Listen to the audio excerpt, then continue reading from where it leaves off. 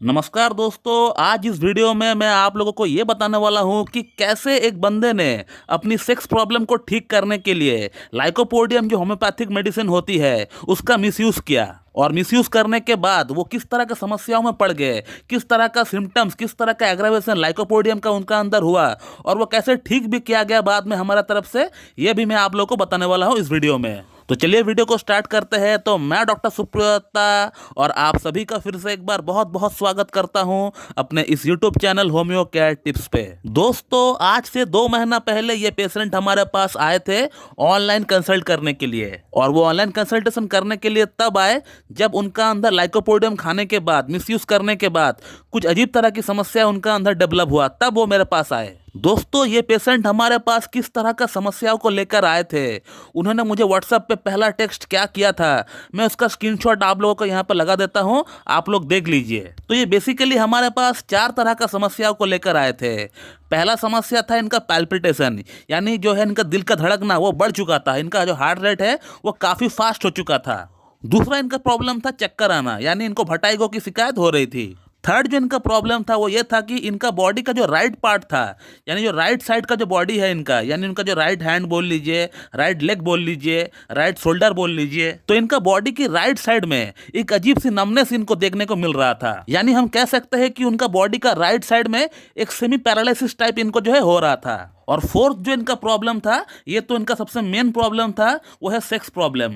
इसी के लिए इन्होंने लाइकोपोडियम खाया, और लाइकोपोडियम खाकर इन्होंने जो ये 3 जो प्रॉब्लम्स हमने आपको पहले गिनाए, ये तीनों प्रॉब्लम्स जो इनको पहले नहीं था, ये लाइकोपोडियम खाने के बाद से, मिसयूज करने के बाद से इनका अंदर ये डेवलप हुआ। नहीं तो इनका जो मेन प्रॉब्लम है वो यौन समस्या ही है, और यौन समस्या को ठीक करने के लिए ही इन्होंने सेल्फ मेडिकेशन किया, और किसी का वीडियो देखकर, कोई डॉक्टर का वीडियो देखकर उन्होंने जो है लाइकोपोडियम को इस्तेमाल करना ठीक समझा। और लाइकोपोडियम को इन्होंने जो है 1M पोटेंसी में लिया है, यानी 1000 पावर में इन्होंने लिया है, और हर 3-3 4-4 दिन में वो रिपीट भी कर रहे थे। और लाइकोपोडियम 1M से इनको स्टार्टिंग में बहुत बढ़िया इनको जो है रिजल्ट दिख गया, और वो ये समझने लगे कि मैंने मेरा सेक्स समस्या का समाधान जो है ढूंढ लिया है। और लाइकोपोडियम को रिपीट करते रहे 1M पोटेंसी में हर 3-3 4-4 दिन में। स्टार्टिंग के 10-15 दिन तो वो ठीक रहे, उनका अंदर कोई खास समस्या उनका डेवलप नहीं हुआ, बल्कि इनका जो सेक्स प्रॉब्लम था वो काफी हद तक सॉर्ट आउट भी हो चुका था लाइकोपोडियम से। फिर उसके बाद जो है लाइकोपोडियम का एग्रावेशन इनका अंदर स्टार्ट हुआ।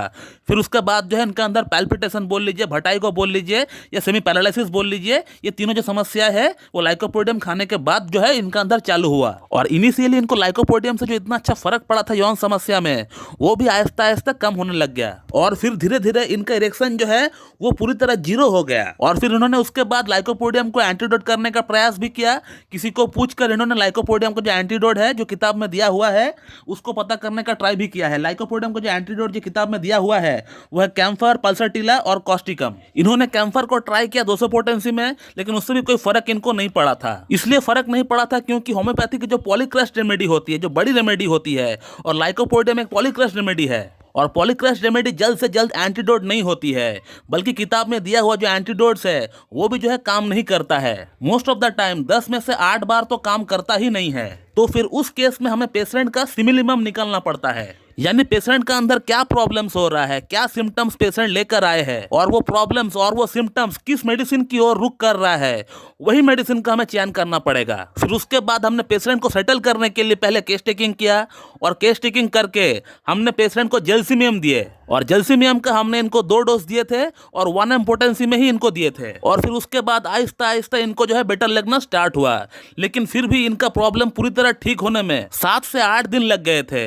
लेकिन फिर भी इनका जो इरेक्शन का प्रॉब्लम था वो वैसा का वैसा ही रहा, वो ठीक नहीं हुआ था। लेकिन उसके साथ जो इनको और 3 प्रॉब्लम्स थी, जो वर्टाइगो हो रहा था, जो इनको चक्कर आ रहा था, इसी के साथ जो पैल्पिटेशन हो रहा था, और जो हाफ पैरालिसिस हुआ था, ये जो है इनको ठीक हो गया। लेकिन इनका जो मेजर कंसर्न था, इरेक्टाइल डिसफंक्शन, यौन समस्या, उसमें जो है कोई सुधार जो है जेल्सिमियम से नहीं हुआ था। उसके बाद फिर से हमने इनका एक प्रॉपर केस टेकिंग किया, और केस टेकिंग करने के बाद मैंने इनको कोनियम मैक प्रिस्क्राइब किया। और इसी के साथ पेशेंट का ये कहना था कि सर आपका खुद का बनाया हुआ जो गोली है उसको ही मुझे रेकमेंड करिए, मैं उसको ही परचेस करना चाहता हूँ। और कल इनका 2 महीना हो चुका है हमारे पास ट्रीटमेंट को चलते हुए, और फिर इन्होंने मुझसे काउंसलिंग करवाया। और फिर काउंसलिंग कराने से पहले इन्होंने मुझे व्हाट्सएप पे क्या लिखा है, इसको अगर आप पढ़ेंगे थोड़ा सा तो आपको समझ में आ जाएगा कि इनको कितना इंप्रूवमेंट हो गया है। आप खुद भी हैरान हो जाएंगे। मैंने स्क्रीनशॉट लगा दिया है, आप देख लीजिए। और आगे और 2 महीने इनको मेडिसिन खाना पड़ेगा, उसके बाद इनका केस को हम स्टॉप कर देंगे।